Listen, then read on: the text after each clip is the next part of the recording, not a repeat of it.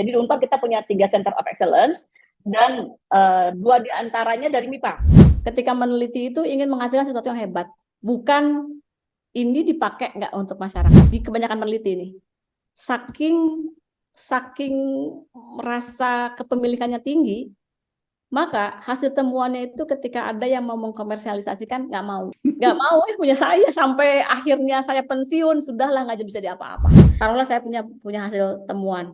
Nah, temuan itu mungkin menggantikan sesuatu barang yang sangat mahal gitu. Nah, sama perusahaan itu ngebeli hasil punya saya, belilah udah, tapi dibeli tidak untuk dikomersilkan, tapi dibeli untuk mematikan hasil. Kan kalau si peneliti mah mikirnya hasilnya bagus. Kalau dengan industri, harus murah loh. Nggak usah yang terbaik. Bayangkan punya baterai yang bisa 20 tahun itu kuat. Ya orang peneliti, pengusaha nggak mau dong, nanti orangnya beli 20 tahun sekali kan, gitu.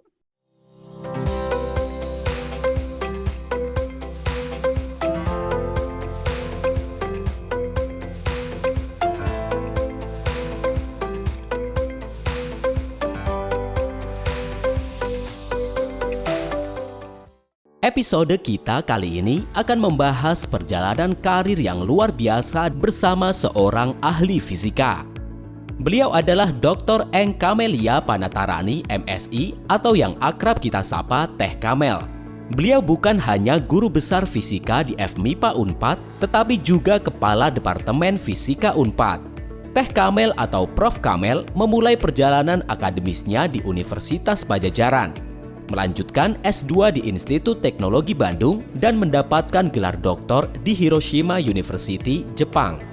Beliau tidak hanya berfokus pada akademis. Sejak menjadi guru besar fisika di FMIPA Unpad pada tahun 2016 dan kemudian menjadi Kepala Departemen Fisika pada tahun 2021, Teh Kamel telah memimpin dengan dedikasi yang tinggi.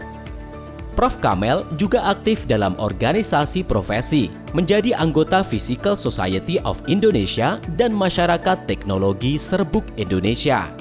Namun kesuksesan Prof. Kamel tidak hanya terletak pada dunia akademis. Beliau memiliki portofolio penelitian yang luar biasa. Dalam kurun waktu 3 tahun terakhir, Prof. Kamel telah berhasil mendapatkan berbagai sumber pendanaan seperti hibah riset Unpad, hibah Kementerian Riset dan Teknologi, serta hibah penelitian postdoktoral. Beliau juga aktif dalam pengabdian kepada masyarakat dengan proyek-proyek seperti pengolahan limbah udang dan skalop, pemprosesan jagung, dan penerapan panel surya untuk mendukung pengembangan desa wisata. Selain itu, Prof. Kamel telah menghasilkan beragam publikasi ilmiah dan menjadi pembicara dalam berbagai seminar internasional, menunjukkan kontribusi luar biasa beliau dalam perkembangan ilmu pengetahuan. Di luar laboratorium dan ruang kuliah, Prof. Kamel juga meraih beberapa penghargaan, termasuk finalis dosen berprestasi nasional dan dosen berprestasi 1 di Universitas Padjadjaran. Teh Kamel telah memberikan kontribusi yang luar biasa dalam dunia ilmu pengetahuan dan pendidikan. Melalui podcast kita kali ini, semoga perjalanan karir Teh Kamel dapat menginspirasi para generasi muda. Kita simak Cinta MIPA episode 24 dengan judul Membangun Karir dengan Ketekunan. Ada pertanyaan? Silakan Raisen. Saya bertanya, Kang. Kang Tendi, mangga. Iya. Mudah-mudahan nggak bosan saya nanya terus nih. Enggak. Ini keterusan. Iya. Terima kasih. Selamat berjumpa kembali Bu Kamelia. Selamat berjumpa kembali Kang Tendi. Saya disebut Ibu, Iya. Saya kemarin kan ya sebelumnya saya ucapkan selamat Bisnatalis dulu nih yang ke-65 ya. Kemarin kebetulan saya hadir. Kemarin kan, Kang? Kita ya ketemu betul. kan kemarin. Iya. Iya. Tadi ada beberapa yang ingin saya sampaikan ya. Jadi sebetulnya Bu Kamelia ini seorang knowledge worker sebetulnya. Pekerja pengetahuan ya kan ya. Sebetulnya kan itu ya istilahnya, bukan, karena beda antara dosen dengan penelitinya sendiri ya gitu. Knowledge worker gitu. Itu kemudian yang kedua, bahwa kita ini kan apa namanya, ada istilah namanya litbang jirap ya, Bu, ya. Mungkin pernah dengar ya, Bu, ya? Hmm. Litbang jirap itu penelitian, pengembangan, pengkajian dan penerapan. Ya kan gitu. Jadi nah ini memang rata-rata di kami juga sebagai para peneliti di kementerian kami juga eh, di penerapannya ini yang lemah nih ya. Betul ya, sama juga ya karena dalam hal ya seperti kemarin tema dari Lis Natalis itu kan yang terakhir itu kan bermanfaat ya kemarin itu ya. Jadi berkolaborasi apa ya mendunia gitu ya. Kemudian terakhirnya itu adalah unggul unggul mendunia, kemudian setelahnya itu adalah bermanfaat gitu. Bermakna ya bermanfaat ya. Gitu. Bermakna gitu ya. Nah, itu jadi artinya penelitian kita itu ya semua harus ada yang menggunakannya gitu ya. Gitu ya. Nah, dari sisi pengkajiannya sendiri tadi mungkin ya adalah beberapa yang itu menjadi masukan kebijakan bagi pemerintah gitu. Ya karena terutama ya mungkin ada yang berubah permen mungkin ya, peraturan menteri, kemudian terutama mungkin di perindustrian ya.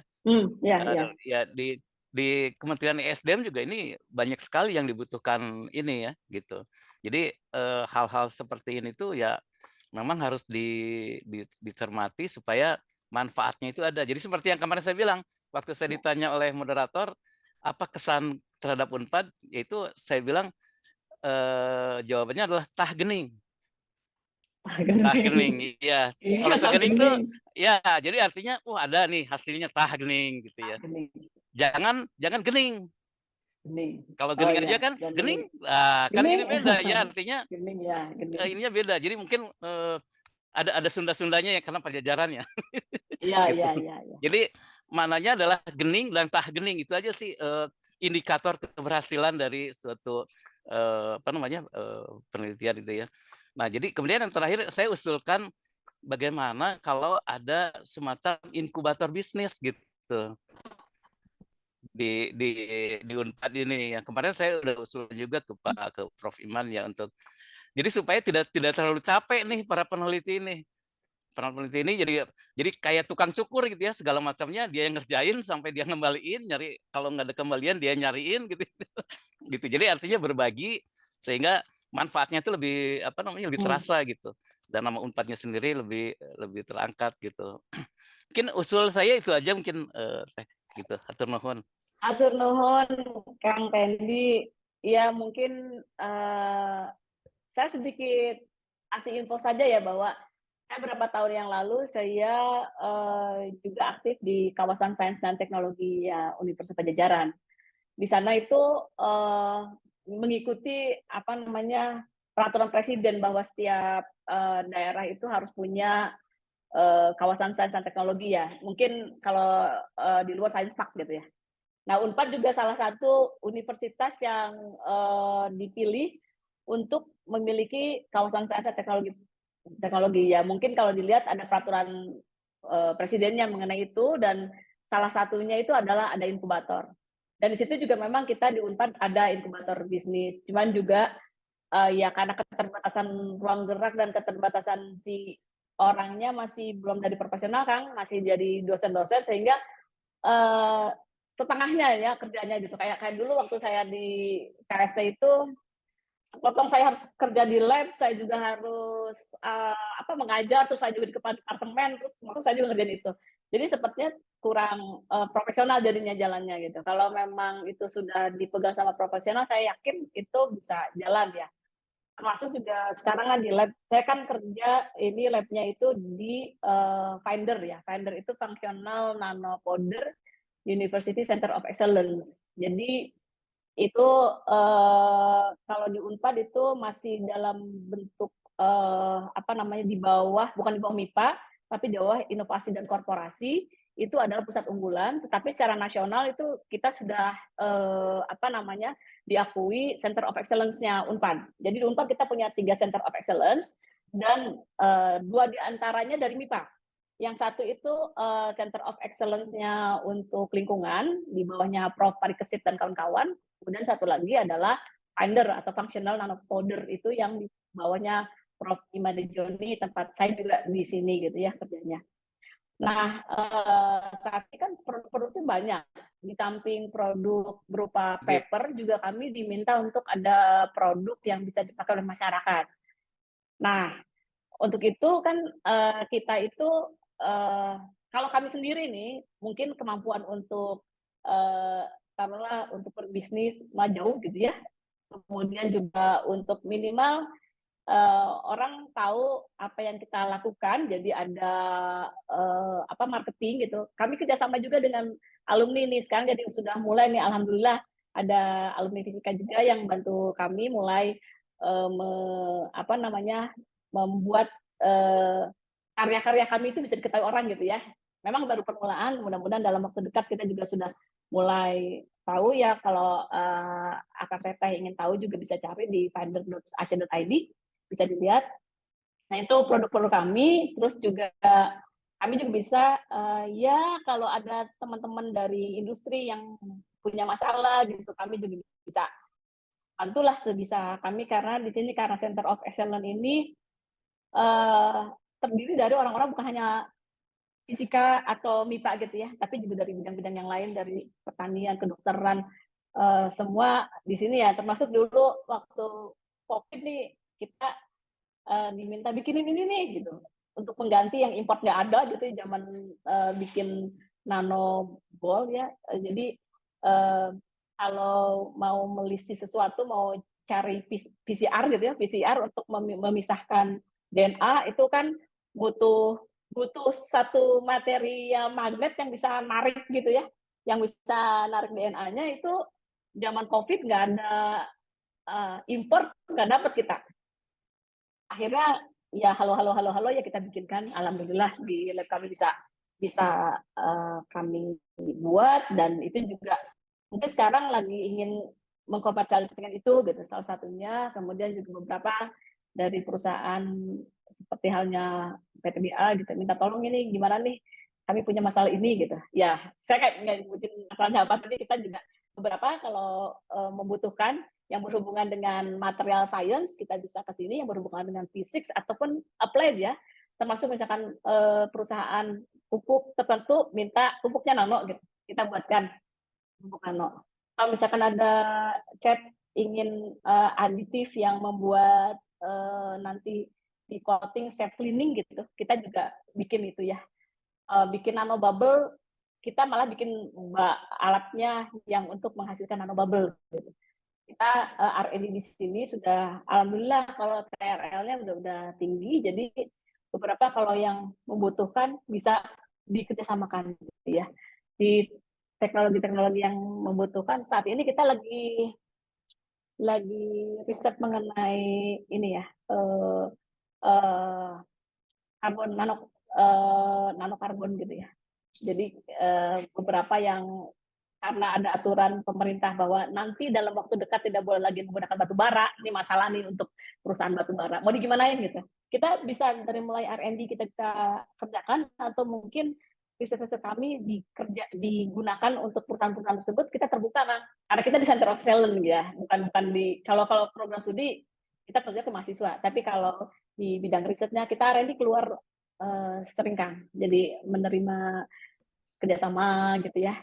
Kalian dari perusahaan datang, apalagi sekarang dengan adanya Kedereka, mereka baca apa sih publikasi kami, terus saya mau bikin ini nih gitu. Banyak juga yang datang seperti itu kan. Cuman mungkin ya itu ya, branding kami masih belum begitu baik, sehingga tidak semua tahu gitu apa yang kita lakukan. Nah, mudah-mudahan ke depan ya, dalam waktu dekat lah kita juga tunggu, karena memang sekarang sudah ada yang bantu ya, alumni ngebantu kami. Alhamdulillah, terima kasih alumni yang sudah mulai membranding kami, terus mengiklankan, oh ini loh ada temuan ini loh gitu. Karena kami terus terang dengan kesibukan kami harus mengajar, kemudian harus meneliti, nggak sempat juga nih temuan kami di highlight gitu ya ke masyarakat umum, terutama karena kalau di paper mah kan ke masyarakatnya para peneliti yang tahu gitu. Yeah. Tapi yang umum, nah itulah yang mulai nih dibantu untuk mendukung bagaimana kita berkolaborasi, bagaimana MIPA berkolaborasi dengan alumni juga untuk menghasilkan sesuatu yang memang bermanfaat dan mendunia kan. Itu mulai ya. mungkin saya usul coba aktif di Business Innovation Center ya. Itu kalau dulu BPPT ya minimal ini ada listing aja lah gitu dari 100 inovasi misalkan. Itu aja. Terima kasih. Iya, nuhun Kang. Ya, Ya, harusnya memang kita juga gitu, tapi kadang-kadang nggak sempat menuliskannya itu. Perlu ada orang lain. Nanti Ya. insya Allah kami juga akan mulai ya. Nuhun Kang, itunya masukannya untuk masuk ke Business Innovation Center. Ya, nuhun Kang Tendi. Ya, saya kemarin juga untuk Trespo sempat kontak-kontak sama Kang Tommy itu. Jadi, kalau saya memang saran saya Unpad dari marketernya lah. Dari marketer yang fokus membahasakan, karena sudah rasanya banyak penemuan yang udah langsung nggak perlu diworo-woro, itu target marketnya ada. Kalau woro-woro kan kita nggak tahu target market, kita lempar kan gitu ya. Sementara kalau saya lihat tuh ada penemuan-penemuan akhirnya target marketnya udah jelas. Sekarang tinggal bagaimana mengkomunikasikan ke mereka. Kang Ucah, mangga Kang Ucah tadi resen. Oke. Atur nuhun, Prof. Karmel. Apa kabar? Alhamdulillah saya Kang. Nah, ya. Jadi Teh Karmel, apa namanya tuh? Saya minta update info aja. Tadi kan ada Center of Excellence ya. Setahu saya kan dulu ada BUMN Center of Excellence ya. Itu masih running nggak ya? Karena kalau yang saya pahami itu, kebetulan saya juga sempat kuliah di manajemen, kayak milik FE ya, lebih ke FE ya. Itu sebenarnya gimana hubungannya? Satu, update itu. Kedua, tentang program hilirisasi ini seperti apa sih sebetulnya? Saya dengar kan sekarang lagi gencar nih MIPA untuk hilirisasi. Cuma update-nya itu seperti apa? Kadang saya masih meraba-raba gitu, mau bantu di sisi mananya nih gitu. Itu mohon info update dua hal itu tuh. Ya, oke Kang. Ini mungkin secara apa namanya, kalau di setiap fakultas itu kita punya yang namanya pusat studi. Yang kayak mungkin kemarin Kang Uca melihat Bu Eleonora presentasi ya waktu ulang tahun MIPA. Nah itu Bu Eleonora itu salah satu ketua pusat studi. Nah pusat-pusat studi itu adalah kerjasama antara anggotanya itu tiap-tiap gabungan dari peneliti tiap departemen yang berada di bawah fakultas. Nah, ketika sudah para penelitinya gabung lintas fakultas, maka menjadi pusat riset di bawah Direktorat Riset dan Pengabdian kepada Masyarakat. Okay. Nah, kalau pusat-pusat riset itu sudah bisa menghasilkan beberapa publikasi, kemudian temuan-temuan fundamental dan digunakan secara nasional, maka di Unpad akan menjadi pusat unggulan. Nah, pusat unggulan itu berada di bawah Direktorat Inovasi dan Korporasi. Jadi anggotanya itu sudah bukan hanya MIPA saja, sama halnya saya tempat pusat unggulan. Nah, BUMN Center itu memang dulu asalnya dari Fakultas Ekonomi ya Kang ya. Tapi sekarang karena yang namanya pusat unggulan, semuanya berada di Direktorat Inovasi dan Korporasi. Seperti halnya saya juga founder ini awalnya kan dari fisika. Dari fisika, terus kemudian lama-lama kerjasama antar bidang gitu. Terus jadi ke universitas, Direktorat Riset dan Pengabdian kepada Masyarakat dulu, kemudian pindah ke Inovasi dan Korporasi. Nah, kalau di Inovasi dan Korporasi memang lebih diutamakan ke bagaimana hasil-hasil inovasi yang sudah, kalau dilihat dari tingkat kesiapterapan teknologi, riset-risetnya itu sudah menghilir gitu. Jadi hilirisasi itu di bawah Inovasi dan Korporasi. Kalau masih riset coba-coba dapat prototipe tapi belum bisa bekerja sama dengan mitra gitu, itu biasanya di Direktorat DRPM gitu ya. Nah, untuk hilirisasi MIPA, tentunya ini juga dilihat dari apa produknya.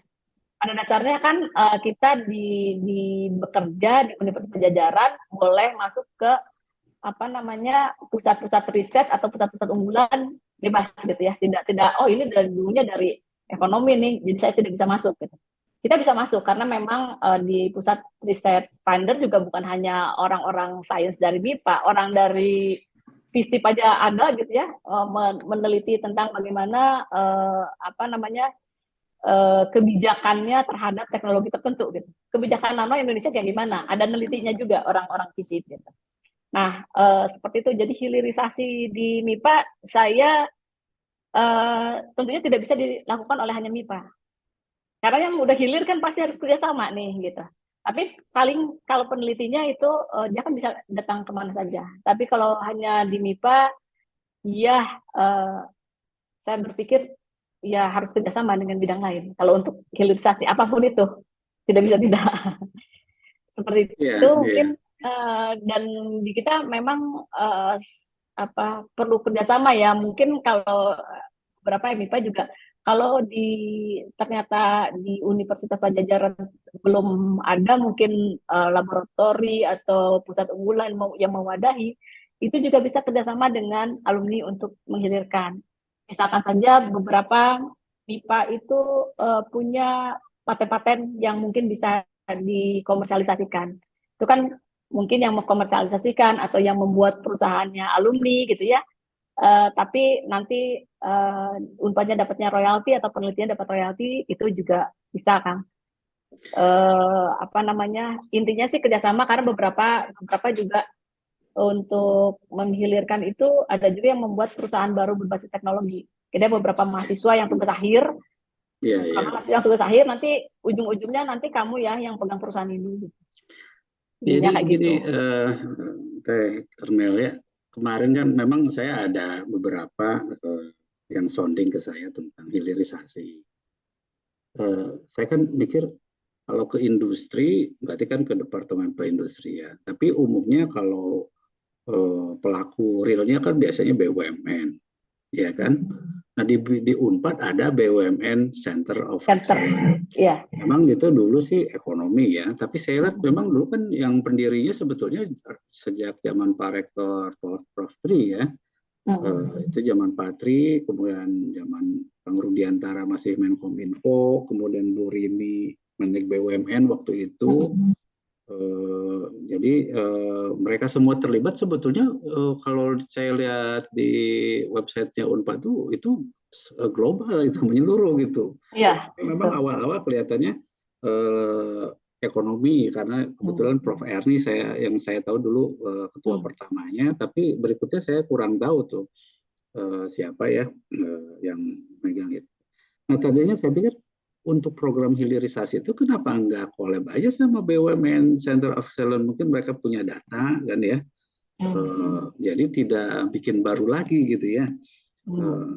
Kita sih, saya lagi coba sounding lagi ke teman-teman yang di BUMN untuk hilirisasi ini, tapi saya ingat gitu kan Unpad punya BUMN Center of Excellence gitu. Ini sekarang kondisinya seperti apa gitu kan gitu ya. Tinggal dipadu-padankan aja itu disinergikan lah gitu ya, dikolaborasikan lembaga yang sudah ada yang udah. Jadi saya kan makanya saya minta update info posisinya sekarang tuh BUMN Center of Excellence tuh gimana kan gitu. Itu sih sebetulnya. Jadi kita optimasikan yang lembaga yang udah ada dan memang itu resmi, udah ada SK-nya kan gitu ya. Daripada misalkan kami bantu satu-satu misalkan arahin ke BUMN ini, ke BUMN itu atau kemana gitu ya untuk program hilirisasi. Jadi kenapa nggak dioptimasi yang sudah ada dan memang itu apa namanya SK-nya udah jelas kan gitu ya. Itu berdiri tahun 2016 kalau nggak salah. Itu sih pengen nanyain itu supaya kita juga untuk support apa namanya dari alumni tentang hilirisasi ini kemana kan kayak gitu sih sebetulnya. Iya.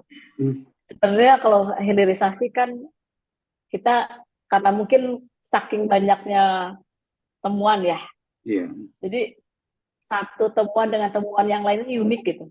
Dan untuk hilirisasi itu tidak hanya kayak menjodoh-jodohkan begitu aja ya Kang ya. Itu mungkin juga harus dilihat bisnis modelnya, harus dilihat dari apa namanya perhitungan ekonominya, harus macam-macam lah gitu ya. Yang saya juga emang bidangnya bukan bidang di sana, tapi juga sebenarnya untuk menuju ke sana, Unpad juga sudah beberapa dosen di Unpad juga sudah di mungkin disekolahkan lah seperti itu ya, bagaimana menghilirkan berbagai produk ya, karena kan hilir itu kalau jasa sangat mudah itu ya, jadi expert itu bisa lebih mudah, tapi kalau taruhlah barang-barang atau temuan-temuan di prototipe dan lain sebagainya itu kan yang agak susahnya itu sebenarnya bagaimana itu mendapatkan perizinan, terutama mungkin bukan cuma perizinan ya. Kalau temuan baru itu nggak ada SNI-nya loh. Iya. Nah, gini, Teh Arman, bukan berarti tinggal jodoh-jodoh, bukan begitu. Justru saya tuh maksudnya BUMN di orang MIPA ada yang aktif di BUMN Center of Excellence nggak? Ya kurang tahu kan, kalau Betul, saya ya? ada sekarang saya juga nggak ngikut di BUMN Center. Cuman mungkin kalau saya lihat juga sepertinya BUMN sekarang sedang restrukturisasi ya. Jadi juga si BUMN-nya juga masih belum ada kejelasan, apalagi ke Unpadnya BUMN Centernya ya. Kalau saya lihat kan banyak penggabungan, misalkan untuk mine ID gitu, untuk apa namanya pupuk juga jadi ada pupuk Indonesia gitu kan, tadinya kan masing-masing perusahaan. Itu juga mungkin tidak semudah yang kita lihat ya. Dengan restrukturisasi biasanya berapa tahun baru stabil, udah gitu ganti presiden ganti lagi. nggak semudah itu sepertinya, karena untuk itu ya. Jadi kalau saya sih maksud saya itu lembaga BUMN Center of Excellence Unpad itu masih aktif. Apakah semua fakultas terlibat di dalamnya atau hanya ekonomi aja?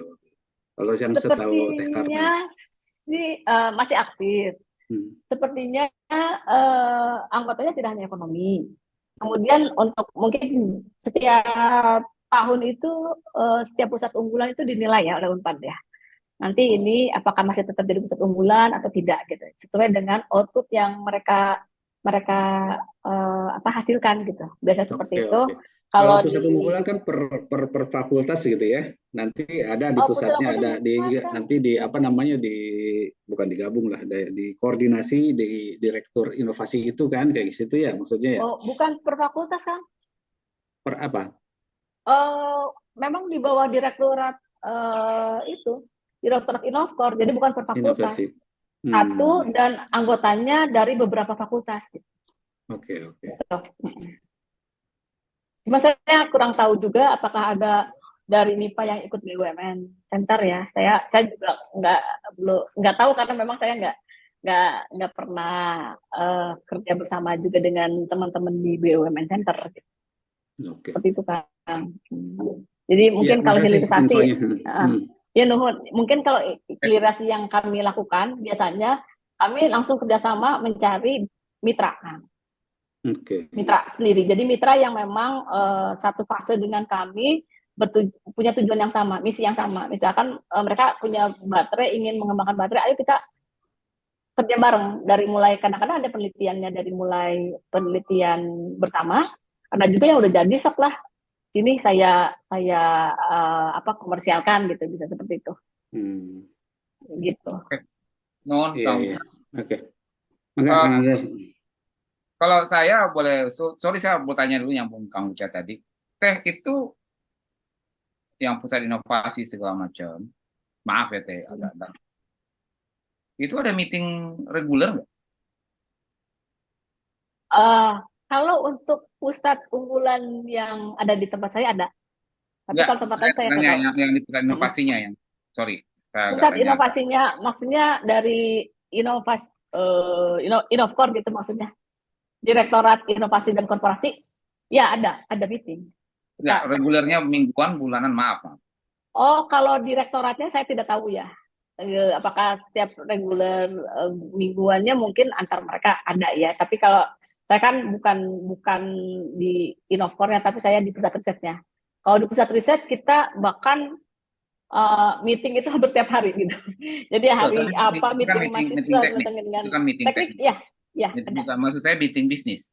Ya Karena ada bisnis. jadi gini, kalau saran saya ya, kalau saya lihat kayaknya kita perlu, ya saya malah nembaknya ke Kang Buca tuh mungkin kita bisa ambil kerjaan itu karena gini, saya pertama kerja orang produk itu 15% kerjaannya pertama mengenali produk, 85% mengenali calon buyer itu lebih sulit. Lebih sulit. Jadi bagaimana menyampaikannya, gambarnya. Sorry ya. Jadi kelihatannya dan awalnya bilang loh produknya mudah kok, gitu loh kok menyampaikan ternyata sulit minta ampun. Jadi ternyata ya ilmu humaniora lebih banyak makan waktu ya bagi kita orang-orang itu. Kadang mikir gitu doang nggak ngerti sih gitu ya. Ternyata menyampaikannya tuh lebih jauh lebih sulit. Kemudian biasnya kemana-mana. Ya. Nah itu yang mungkin saya lihat. Kalau di bola itu kita perlu pemain luar gitu ya. Iya, Kita betul sekali. gantian pemain dan liga-liga yang bagus itu sebagus apapun dia, juara liga pun dia itu diganti pemainnya karena memang waktunya berubah dan itu di science ada relativitas waktu ya, not in instant era anymore gitu ya. Nah, itu yang saya. Jadi contoh kalau saya mau ngambil yang the painful yang sudah lewat gitu ya. Mungkin di kimia tahu almarhum Pak John Paundanan. Pak John, dosen pembimbing saya mengatakan, Dar, kita tuh riset karbon aktif tuh gila-gilaan ya, memang gila-gilaan, bagus. Tapi industrinya sampai sekarang nggak ada. Kita sarkol yang buat sisa aja nggak nguasain, sangat sederhana. Padahal di kimia itu sisa mulu apain sih, lu mau kasih tambahan kerang jadi apa bisa kan gitu, tapi nggak ada yang jadi industri gitu ya. Kemudian dari kakak saya dengar malah karbon aktif di industri tambang diimpor dari Sri Lanka, itu kan bagi saya nampar, masa karbon aktif doang diimpor dari Sri Lanka sementara di kimia itu risetnya bukan sekarang, 20 tahun lalu sampai Pak John bilang tuh udah berdebundar gitu. Poin saya mungkin poinnya kalau saya mau bicara sedihnya itu jangan sampai penelitiannya Kamel 20 tahun lalu juga bahasanya Kang Tendi itu udah pernah gening tapi nggak jadi ekonomi. Itu karbon aktif impor Sri Lanka tuh untuk apa? Di tambang emas. Tambang emas, iya. Padahal karbon aktif itu di skripsi kimia itu udah bejibun. Dari kalau dulu waktu saya bilang Anda masuk ke lab ke perpustakaan nggak sengaja lemari skripsi karbon aktif jatuh, mungkin ada yang meninggal karena saking beratnya, tapi nggak ada yang jadi. Jadi poinnya saya nggak ingat karbon aktif itu, saya dulu kan pernah main di tambang emas rakyat ya, jadi tahu tentang apa namanya, biasa menangkap untuk menangkap material lah ya gitu ya, logam kan gitu. Dulu juga kita beli memang katanya impor juga ya. Impor padahal gampang banget ya penelitiannya. Gampang banget. Kita masuk ke karbon aktifnya udah masuk ke Kang Puja, maksud saya udah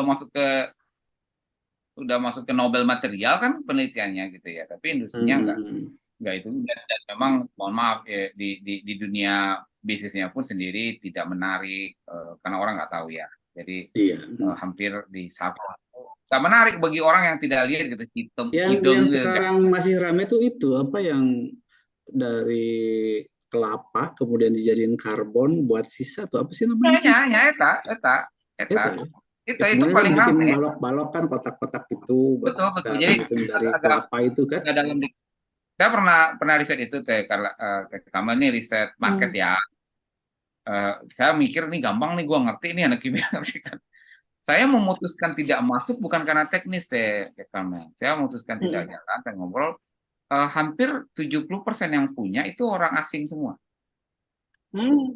Di sepanjang Pantura tuh, yang punya orang asing 70%, 80% orang asing. Pabrik itu tuh, pabrik itu. karbon. Karbon itu semua yang punya orang asing. Mohon maaf. Kenapa? Karena mereka udah punya market di situ. Jadi orang Turki punya, orang Dubai punya, besok mau Bikin ketemu di orang sini Indonesia. ya. Nah, kemudian, punten ya, ini bukan benar-benar bukan ilmu MIPA ya. Ketemulah kita, mohon maaf, manajer-manajer yang mohon maaf itu sok merasa udah jadi GM paling atas aja udah. Manena tiap 3 bulan ganti perusahaan, jadi ada etika bisnis yang nggak pas gitu. Jadi saya bilang konten udah cabut deh, karena kita nggak mungkin kalau secara bisnis kita nggak mungkin nembus si orang asing ini. Kenapa? Mereka udah punya market. Ngapain terima kita gitu loh teh, betul nggak? Kambuca ngapain masih terima kita lagi? Nah, saya bilang ke teman-teman udahlah berhenti lah ya, ngapain kita bikin, mereka punya market kok gitu loh. Nah, kemudian secara teman-teman yang Indonesia bikin, maaf, itu mulai untuk menghadapi persaingan nipu-nipu nggak penting, maaf. Jadi 5 cm cube-nya 2,5 cm dipotong 2,4 mm dengan harapan 1 mm kali sekian puluh itu berkurang 1 ton gitu. Dan itu etika bisnis yang tidak membawa kemakmuran dan tesisnya mudah sekali. Anda coba riset ya karbon ya, coba riset ya. Tanya berapa pabrik karbon yang orang Indonesia punya, tanya nyari customer berapa kali. Rata-rata setiap 5 bulan, 6 bulan dia mereka mencari customer baru, Bang Buca. Jadi secara bisnis itu aneh. Oleh customer 6 bulan dulu kemana? Kan dia masih butuh gitu. Nah, hal seperti ini ternyata tidak termaktub di kerangka berpikirnya kita. Dan kemudian mungkin nilai ekonominya tidak tergamparkan ke anak-anak MIPA gitu ya.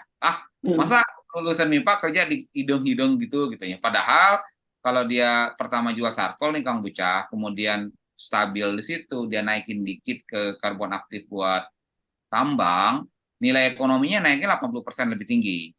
180% jadinya. Jadi kalau karbon, kalau buat sisa sekitar $1.100, $1.200, buat tambang $2.300. Oh. Per kilo. Per ton, sorry. Tapi kan Anda mau masuk ke tambang nggak bisa dong ujuk-ujuk sah gitu kan, masa tiba-tiba menjual gitu. Siapa yang mau beli nggak bisa dong, nggak bisa Jangan puluhan tahun ya kan ya. Kayaknya kan betul kan, harus bukan 1 hari aja. Nggak bisa. Nah itu tuh kudunya bisa hidup si perusahaan itu ngejual sisa dulu gitu loh teh. Ya puas-puas diri lah ngejual sisa dulu, ulah tiap 3 bulan nyari customer anyar, kan aneh kan. Nah setelah stabil risetnya udah bejibun, udah 20 tahun, naik ke tambang. Nah, hal seperti ini kan inkubator, mohon maaf teh, ini bukan inkubator teknis, ini inkubator kesabaran berbisnis. Inkubator etika berbisnis untuk sabar gitu ya. Jadi puas dulu jual yang murah gitu ya teh ya, jual yang murah tapi stabil. Kalau jual yang murah aja tiap 4 bulan Anda ganti customer, berarti customer yang kemarin lari dong dari Anda. Iya, benar. Yang orang sisa itu pakai maaf Kang Nandar, tadi kan Kang Tendi nanya soal inkubator bisnis ya. Kalau nggak salah Unpad ada tuh dulu tuh. Ada. Ya? Dulu sekarang juga ada kok. Oh. Inkubator ada. Siapa yang megangnya sekarang? Kalau di kawasan sains dan teknologi itu di bawah Prof. Edi, kalau juga ada di Ores itu Kang Rifani. Inkubator bisnis. Kan kalau yang di Kang Rifani Orange ya, Orange itu lebih ke mungkin mahasiswa, UMKM gitu itu Orange.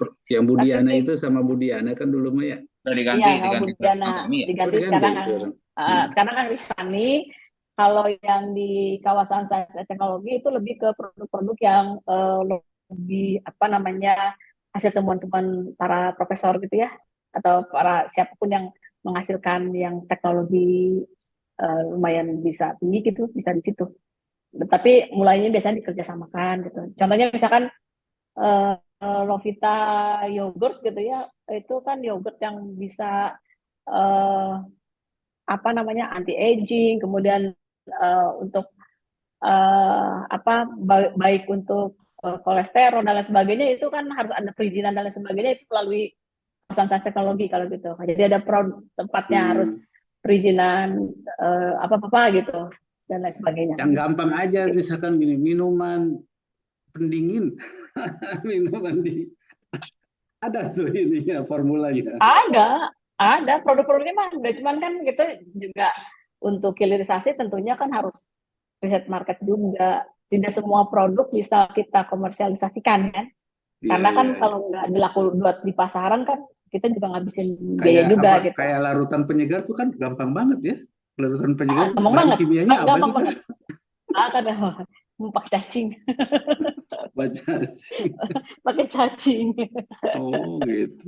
Kayak Kang saya tantangnya Kang Buca lah, kita bikin kayak gitulah ya alumni, karena kemarin kan Kang Dodong kan masalahnya tuh banyak banget gitu ya, banyak itu banyak banget, mana nih yang bisa mudah. Kayaknya Kang gini Kang, ada bisnis matching gitu ya, atau kalau enggak ada diskusi bersama ya antara para alumni hadir yang mungkin bisa bantu dan para peneliti di MIPA lah ya, Unpad terlalu besar ya, MIPA yang mereka sudah punya temuan-temuan, mungkin diminta satu produk dia presentasi gitu ya, produk itu ini sudah penelitian sampai di mana, kekurangannya apa, kalau dia mau komersialisasi apa yang kurang, misalkan saja oh ini saya produk bagus banget tapi belum ada perizinan misalkan, atau produk ini sudah siap tapi kami nggak punya modal, siapa yang bisa mau menjadikan ini perusahaan gitu kan.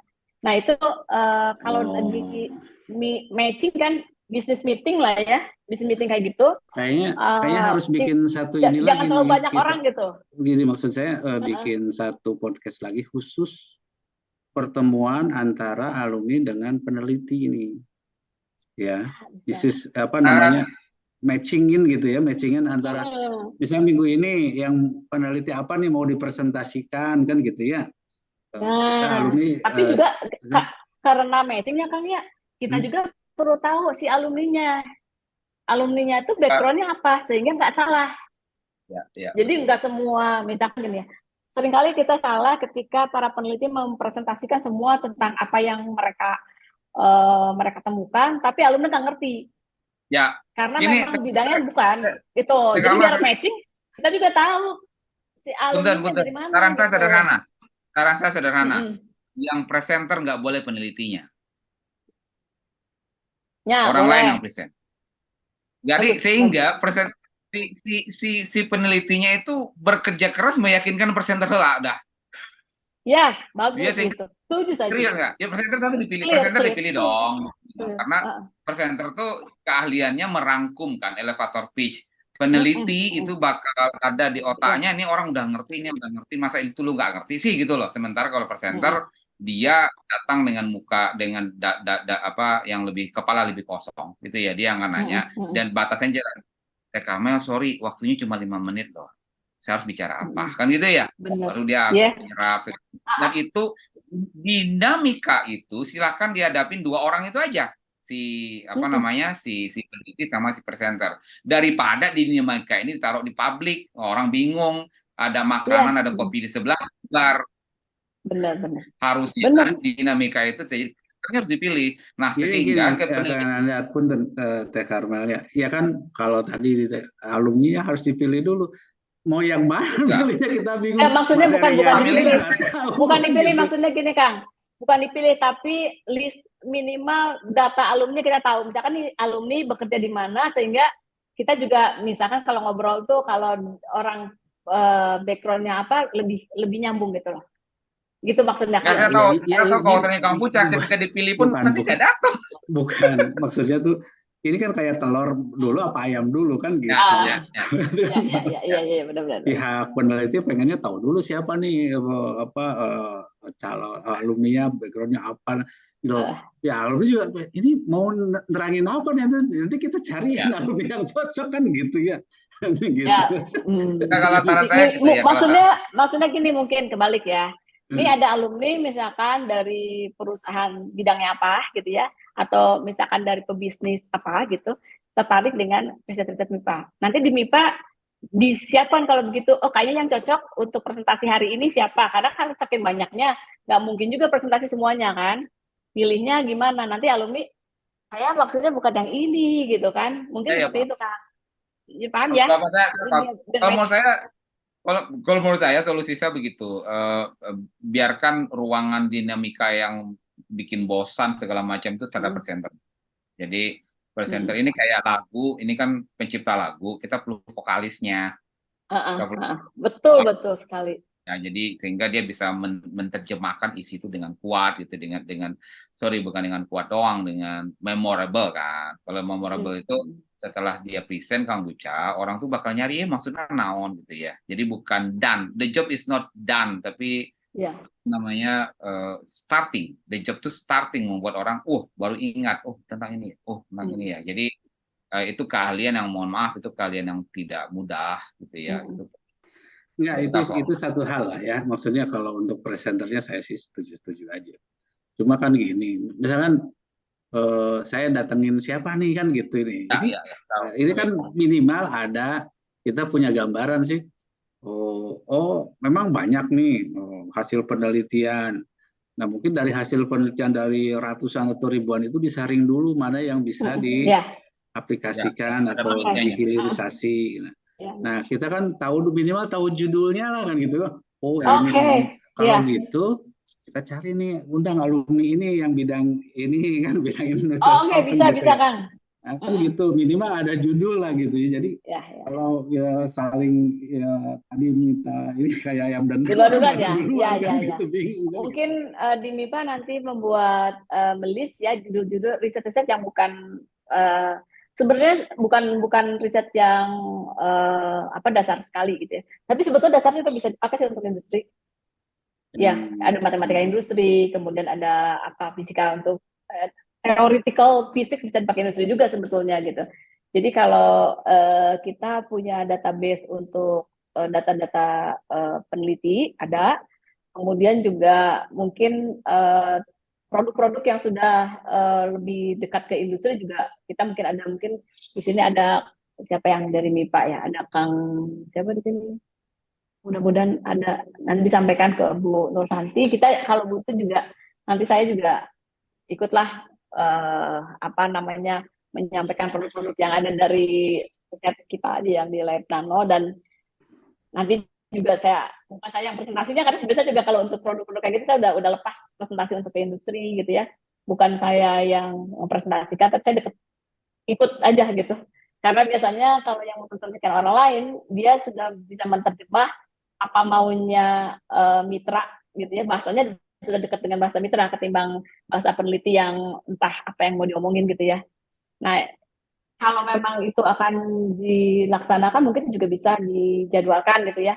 Jadi kita juga bisa menyiapkan nanti di teman-teman alumni MIPA juga bisa tahu mungkin apakah bisa inovasi berupa hasil temuannya, atau mungkin ide-ide juga bisa dapat gitu dari yang kita miliki ya, dari expert-expert yang ada gitu, bisa dipakai untuk menjadi solusi di industri itu punya masalah apa gitu kan. Bisa, kalau itu yang bisa langsung juga kita atau gini Teh, maksudnya kita 2 tahap ya. Pertama kan ya minimal pengurus alumni tahu dulu lah ya, mana hasil-hasil riset yang disaring yang bisa kira-kira hilirisasi. Kan nanti juga mungkin paling tidak setelah lihat judul tuh kemudian mana yang kira-kira bisa diindustrialisasi nggak kan? Kan ada namanya studi kelayakan ya. Secara ekonomisnya gimana kan kayak gitu. Jadi jangan sampai kita harus saling menurunkan ini nih. Maksudnya tuh kan peneliti dia kebanggaannya adalah temuannya gitu. Mohon maaf ya. Tapi kan dari sisi bisnis kan bukan di situ. Dari sisi bisnis dari supaya itu bisa applicable itu dari sisi bisnisnya layak apa enggak kan gitu. Nah itu memang harus ada ketemu gitu. Jadi supaya ini menghasilkan sesuatu gitu ya, menghasilkan menjadi suatu produk yang bisa bermanfaat untuk masyarakat gitu ya. Memang itu komunikasinya harus nyambung di situ gitu ya. Karena kadang-kadang ini memang bagus sih penelitiannya gitu, wow temuannya hebat deh gitu, tapi tidak membumi ya. Begitu mau diindustrialisasi nggak membumi kan kayak gitu, nggak membumi, nggak layak kan gitu ya gitu. Iya Nah, benar Kang. apa namanya, yang gitu-gitu emang ya itu makanya saya mengusulkan ada forum khusus gitu ya. Tidak harus langsung, kalau menurut saya sih tidak harus langsung dengan pengusahanya atau apa gitu kan, disaring dulu gitu ya, disaring dulu istilahnya kayak studi kelayakannya dulu lah kan gitu ya, baru kalau wah ini bagus nih kan bisa langsung ditawarkan gitu, oh tentang Betul. apa nih, tentang plastik apa misal temuannya masih dan bisa murah gitu kan gitu ya, tentang Ya, plastik yang sustainable, yang apa, yang ramah lingkungan misal, dan bisa murah gitu, wah itu bagus banget kan, bisa langsung bisa ditawarkan gitu.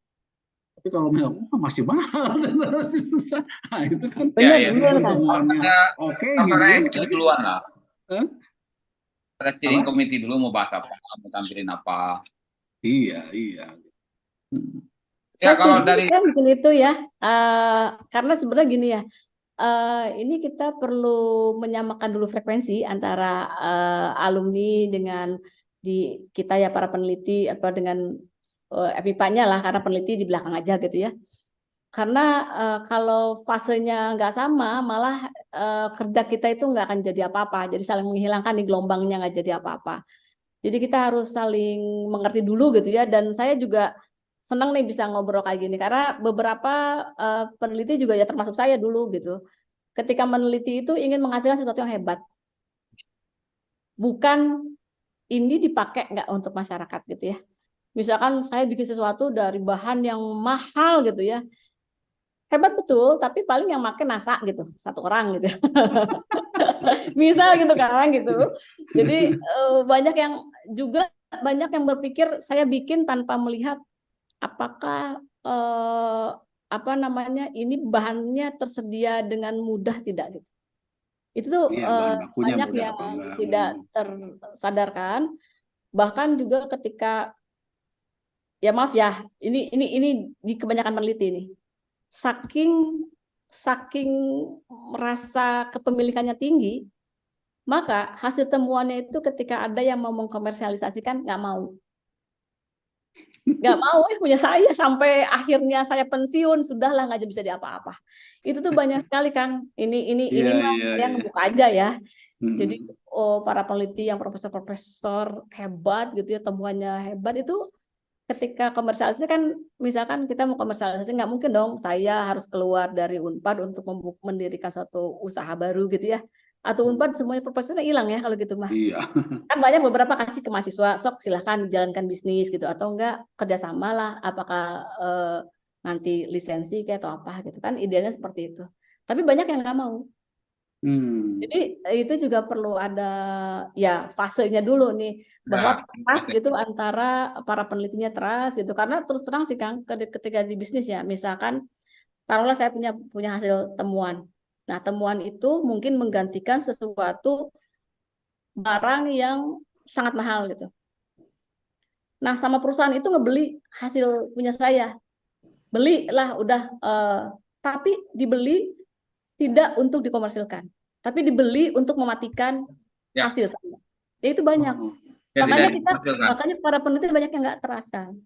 Jadi mungkin kalau dengan alumni mudah-mudahan lebih trust ya, karena secara alumni itu apa namanya, murid-murid saya gitu, mahasiswa saya atau teman-teman saya gitu. Biasanya gitu Kang. Jadi banyak sekali kejadian-kejadian yang ketika saya tahu kan, misalkan obat A gitu ya, obat A itu mahal gitu. Obat kanker harganya satu kapsul 1 juta rupiah. Ada peneliti yang menghasilkan 100.000. Oh, oke sini saya gitu. Saya uruslah izinnya, saya uruslah apanya, tapi tidak pernah dikomersilkan. Itu banyak yang terjadi juga gitu. Iya, Contoh ya, harus jadi hati-hati akhirnya sih memang ya, harus trust-nya itu hati-hati. yang perlu gitu. Harus Kejadian-kejadian ada trust gitu. gitu. Makanya saking sayangnya temuan akhirnya tidak jadi apa-apa banyak. Iya, iya. Oke. Ya, menarik.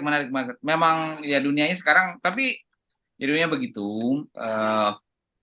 Anyway, saya bangga ya kita nggak pernah bicara ini 20 tahun lalu kan. Ini kan di ruang yang terpisah yang kita bicarakan, mudah ada manfaat ya. Mudah ada manfaatnya, dan memang dunianya begitu ya. Kalau yang Kang Budi sebut tadi, kalau saya sebutnya tuh judul penelitian, judul bisnis pakai tapi itu. Saya bisa menemukan gini, tapi itu nggak jadi. Harusnya sama John ya, sama John ya. Sama Ya, John, gitu. yo Jadi oke orang bisa gitu ya. nah, Sama aja. menegasikan semua capaian yang panjang itu. Kata tapi itu menegasikan semua capaian yang udah hebat itu, gitu kan. Tapi bahan bakunya nggak ada, tapi marketnya nggak ada. Jadi semuanya negatif gitu, negasi. Jadi saya rasa kalau ada, gitu ya. Hah? Ya jadi aja buat apa gitu kan gitu. Ini buat apa? Bermanfaatnya itu kan. Jadi kan bahayanya kata tapi itu begitu. Semua pencapaian yang disebutkan 3 menit sebelumnya hilang semua. Tapi bahannya mahal. Tapi harusnya oleh karena itu ya. Itu dia kan. Mari kita bekerja sama ya untuk ini ya. Kan Mendukung mendunia gitu ya. Nah, gitu. Jadi kan ya begitu kan, kita itu udah sering banget kita dengar kan. Akhirnya saya agak antipati itu, penjelasannya panjang tapi nggak jadi. Pindah, nggak jadi lagi dah. Nggak perlu teruskan gitu, sudah cukup tapi ya. Gitu, semua yang dijelaskan tuh di tip X gitu kan, karena nggak, ya itulah mungkin. Tapi ya sekarang bukan tapi saya bangga gitu karena kita bisa bicara begini. Let's make a change ya. Kita coba rubah. Kang Buca kalau menurut saya bikinlah bukan BSRI gitu ya, menurut saya bikin festival penemuan. MIPA, kemudian kita memilih apa yang mau ditampilkan dan kita poles apa yang ditampilkan. Karena kalau penampilan doang saya rasa di jurnal di forum saintis sudah banyak banget ya. Yang belum justru memoles penampilannya itu. Moles itu yang pertama presentasinya. Yang kedua bacaan terhadap marketnya dulu gitu. Jadi ada yang membacanya arahnya kalau penelitian ini bakal begini loh. Ini bakal begini loh. Ini bakal begini. Yes. Gini saya tuh tadinya nggak muluk-muluk. Saya kan pernah dengar tuh dulu ada Prof siapa tuh yang dari farmasi punya formula untuk apa yang kunir tuh minuman apa? Kurkuma gitu kan. Kemudian dijadikan produk oleh Kiranti tuh Kimia Farma ya. Banget. Prof Sidik. Kimia Farma kan, Kiranti apa Kiranti itu kan formulanya dari Unpad kan itu kan bagus, maksudnya tuh Kiranti itu formulanya dari profesor dari Unpad, dari farmasi kalau nggak salah, maksudnya nah tapi untuk sampai ke sana kan itu perjalanannya kan tidak pendek ya, ada selain cuma formula kemudian ditinjau secara bisnisnya layak apa enggak, kemudian ya macam-macam lah gitu ya, pasarnya tadi terutama ya Pak Nandar. Nah cuma untuk ngawalin ini tadi betul tuh kita komunikasi dulu antara peneliti dengan alumni dulu, sehingga paling tidak saya ada bayangan tuh, oh ini nih kayaknya nih bisa nih ditawarin ke sini, oh ini nih bisa nih ditawarin ke situ. Kalau misalnya setahun satu produk aja gitu ya, itu udah gitu ya, nggak muluk-muluk deh, satu produk aja luar biasa gitu. Tapi kayak Kiranti itu kan dipakai oleh masyarakat. Iya, benar-benar. Betul, jadi kita emang frekuensinya harus disamain dulu, egonya harus diturunkan dulu masing-masing ya, karena memang beda sudut pandang. Peneliti memang dia yang punya temuannya gitu kan. Kalau pebisnis ya dia mikirnya ini menguntungkan atau tidak kan, enggak gitu ya. Benar, iya. Jadi memang harus ada jembatan di situ. Ya, memang harus ada pertemuan, nanti kita obrolin deh detailnya karena ini udah malamnya, udah hampir jam 10 ini. Diskusinya jadi menarik. Mungkin perlu ada sesi-sesi khusus yang kita ngobrolnya lebih mengarah gitu ya, gimana nih program. Kemarin sih saya kan misalnya dengar tuh dari siapa yang presentasi itu? Bu Leo ya. Itu ya, tapi saya juga belum kebayang gitu. Ini buat apa gitu kan begitu. Ya, karena presentasinya secara global semua ingin tampil kan. Tapi kalau satu persatu misalkan dari mulai saya menemukan nanomagnetik. Kemudian ada datanya mengenai marketnya gitu ya. Ada kebutuhannya, CAGR-nya berapa dan lain sebagainya. Maka alumni akan lebih mengerti gitu kalau dapat data seperti itu, ya kan ya kan ya. Iya. Jadi per satu produk yang kemarin itu kan di semua temuannya dikeluarin, sehingga ini buat apa? Tapi satu itu tapi detail. Mungkin pertemuan pertama nggak usah seluruh produk ada gitu, tapi produk pilihan yang dia sudah ada analisis minimal, bukan keekonomian lah, minimal ini produk ini diimpor, misalkan pengimportnya ada perusahaan apa saja ke Indonesia, market share-nya berapa, kemudian nanti tahun berapa kira-kira proyeksinya market seperti apa, kebutuhannya untuk apa aja, kadang-kadang kan nggak tahu nih bahan ini untuk apa. Aplikasinya untuk apa gitu. Nanti kan kalau pengusaha ngeliat, oh iya ya ini ada nih marketnya gitu kan. Kalau misalkan itu mau saya jadikan apa namanya industri, kebayang gitu ya. Yang saya mau jual ke perusahaan apa saja kan setidaknya ada ya bayangan gitu ya. Perlu itu mungkin yang nanti ketika presentasi Kang Budi. Jadi ketika presentasi pun nggak seluruhnya penelitian dipresentasikan karena akan satu-satu aja. Satu-satu misalkan saja taruhlah hari pertama mau 5 produk tapi memang benar sampai ada analisis itunya minimal itu yang membuat lebih dimengerti oleh para alumni gitu ya. Dan sebetulnya para peneliti itu perlu feedback juga Kang Budi. Jadi kan banyak yang meneliti ahli-ahli tertentu punya ide baru yang memang visible secara bisnis gitu ya. Jadi dari orang bisnis juga datang, kami itu di bisnis punya masalah ini loh. Ada nggak yang kira-kira bisa menyelesaikan? Misalkan saja jadi setelah tahu itu para peneliti, oh saya mau meneliti ini dalam 1-2 tahun saya bisa dapat jawaban dari masalah yang ada di industri gitu. Bisa kembali gitu juga. Jadi itu baliknya gitu. Di sisi lain kita memperlihatkan ini hasil-hasil kami, tapi dari para teman-teman di alumni juga bisa nyampein ini kita punya masalah nih gitu. Ada nggak sih penelitian yang bisa kami pakai, atau memang kalau belum yuk atau penelitian kita bareng gitu. Karena kan memang kalau penelitian yang bareng itu lebih enak di ujungnya, karena kalau kerjasama dengan mitranya dari industri kan kalau si peneliti mah mikirnya hasilnya bagus. Kalau dengan industri, harus murah loh.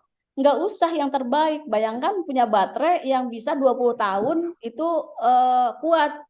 Ya orang peneliti, pengusaha nggak mau dong. Nanti orangnya beli 20 tahun sekali kan. Gitu. Ya nggak? Iya betul. Harus di-match gitu antara harus ada itu lifetime-nya berapa lama kan gitu. Iya, kalau kita mau keluar angkasa sih diatur gitu lifetime-nya. Palingnya. Iya, kalau misalkan untuk intelijen yang kayak gitu-gitu boleh lah, atau mau keluar angkasa boleh. Tapi kalau mau dipakai, bayangkan orang beli baterai untuk mobil bisa 20 tahun. Atau pengusahanya, udah cuma sekali belinya kan gitu. Iya nggak? Ya itu perlu penyamaan persepsi dulu kan. Iya, betul. Ya, oke. Ya memang di market yang lucunya begitu Teh. Kombucha teman-teman saya jual plastik ramah lingkungan. Plastik ramah lingkungan itu adalah bagaimana plastik yang bisa degradable.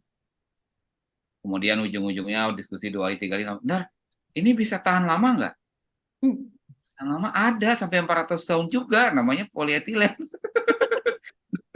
Lah bukannya datang kemarin itu untuk bisa terurai gitu ya, ujung-ujungnya bisa tahan lama nggak?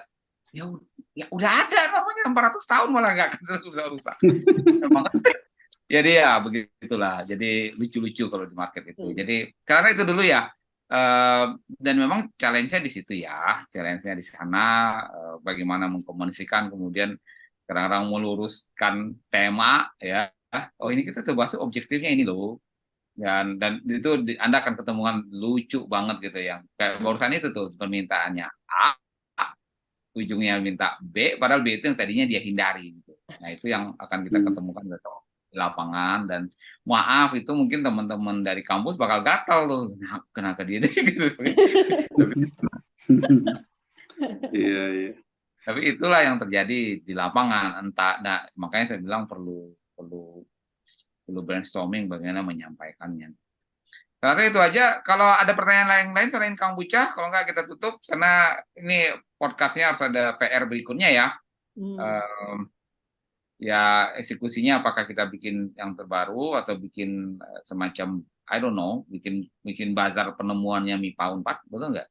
Ada bazarnya, kemudian kita kayak memang jual ide, jual itu, tapi bukan itu ya, bukan seperti jurnal ilmiah Teh Kamel, tapi memang udah langsung saya melakukan ini, arahnya menggantikan peran ini, kan gitu ya, arahnya gitu. Jadi arahnya ke bisnisnya. We don't need to read, ditambahkan 0,5% menjadi segini dari Nah, ya betul.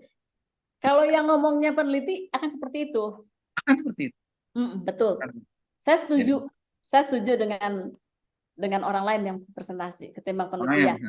Kalau conference baru peneliti yang harus ngomong. Nah, detailnya baru peneliti. Dan di situ kan orang orang peneliti juga terprotek ya. Kita tidak perlu mendisclose formula-formula Anda gitu ya.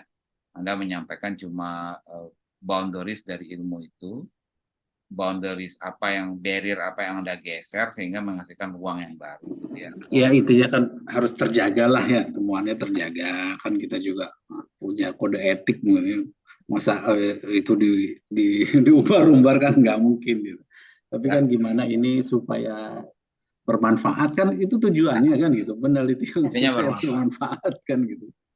Balik lagi ya itu, nanti mungkin kita perlu diskusi nih biar ada sesi khusus Cinta MIPA untuk presentasi misalnya. Ya kan sebulan sekali lah gitu ya, atau 2 bulan sekali edisi khusus untuk presentasi peneliti gitu ya. Nanti mungkin bisa koordinasi sama Pak Wadek atau yang menangani itu Pak Wadek 1 atau Pak Wadek 2 ya? Ada nih Pak Wadek 1. Oh, Wadek 1. Kan Wadek 1 ini ada Kang Yudi ada. Oh gitu ya. Halo Kang Yud. Ya, menyimak saja dulu, Prof. Ya, menyimak saja. Ya. Mangga. Ya mungkin nanti perlu ada sesi sesi khusus itu presentasi. Ya jangan detail, nggak usah detail intinya, tapi apa sih temuannya, kemudian untuk manfaat untuk industrinya apa, bahan. Nanti kan bisa ada sesi tanya jawab di situ. Ya. Itu aja dari saya, mangga Kang Nadar. Mungkin udah jam 10 ini, luar biasa. Jam 10. Ada pertanyaan lagi atau tambahan lagi? Satu pertanyaan, nggak ada. Tadi Kang Iskandar Siregar boleh bicara, baru masuk nih. Terima kasih. Saya alumni Fisika 89, selesai 94, tapi tidak sempat ketemu sama, rasanya nggak pernah sempat ketemu sama Teh Kamel ini. Saya tahu Kang. Tahu ya? Tahu lah, kan cuman perempuannya cuman 3 kemarin dulu. Pasti hafal 93. Iya. Angkatan kami kayak ada cowok kan dulu kan. Ada 6, angkatan kami 89 ada 6. Ya, kalau saya kebetulan yang menarik, saya hanya mengikuti karena saya lihat di kiprahnya Teh Kamel luar biasa lah melalui di grup alumni. Kalau saya kebetulan sekarang bekerja di bidang konservasi cagar budaya, sekarang di Museum Manusia Purba Sangiran. Jadi ilmu fisika yang saya menggunakan itu hanya ilmu dasar. Jadi saya sangat tertarik mendengarkan, hanya bisa mengikuti ya, kalau saya mudah-mudahan bisa terus mengikuti. Dan yang tertarik saya tadi sebenarnya yang perlu kita catat, banyak yang bisa kita lakukan, yang kita hasilkan dengan ahli-ahli dari kita sendiri, tapi ternyata kita masih harus impor, harus beli dari luar negeri. Ini yang sebenarnya miris juga. Kalau saya ikuti tadi, ternyata ini bisa. Kebetulan saya juga ikut di grup Rumah Kelapa Indonesia, itu juga banyak dibahas misalnya sedikit tentang arang batok kelapa, menggunakan sabut kelapa. Jadi sedikit banyak, tapi tentu saya jauhlah dari yang didiskusikan Akang sama Teteh di sini. Tapi izinkan saya ikut untuk mendengar, untuk belajar ya, Kang Nandar ya. Ya, mungkin itu. My pleasure. Oke. Ya, terima kasih. Setiap 2 minggu kita ada kok, Kang Iskandar. Siap di grup, mudah-mudahan saya ikuti grup. Ya, terima kasih. Sukses selalu, Kang Nandar, Teh Kamel. Nuhun, Kang Iskandar. Ya. Ada lagi? Kalau enggak mungkin saya tutup. Teh Kamal, makasih banyak. Sangat bagus interaksinya dan memulai warna baru ya. Kita malah belum bicara tentang bagaimana kuliah dulu ya. Nanti kita bahas Kalau kuliah dulu sedikit. mah enggak deh. Jadi saya lebih coba dorong gimana yang paling exciting di pekerjaannya alumni sekarang gitu ya. Karena saya lihat itu kayaknya lebih bermanfaat juga di bawah gitu, karena kita udah ngambil episode berapa dia, 20-an episode tentang bagaimana menjadi mahasiswa di FMIPA Unpad. Saya rasa kita udah saatnya untuk berpikir bagaimana apa masing-masing peran masing-masing alumni itu di puncaknya sekarang gitu ya, dan kemudian biar adik-adiknya ini, teman-teman kita tuh bisa meneruskan dan lebih maju lagi. Jangan sampai ada yang repetisi doang gitu kan, sayang sekali ya, kita mengulang-mengulang doang, itu kan bangsa kita nggak maju-maju. Saya rasa begitu. Saya mohon maaf atas segala kesalahan, kekurangan, ada salah penyampaian. Terima kasih pada Kang Tete yang hadir, terutama tamu Teh Kamel. Terima kasih semua. Saya tutup. Assalamualaikum warahmatullahi wabarakatuh.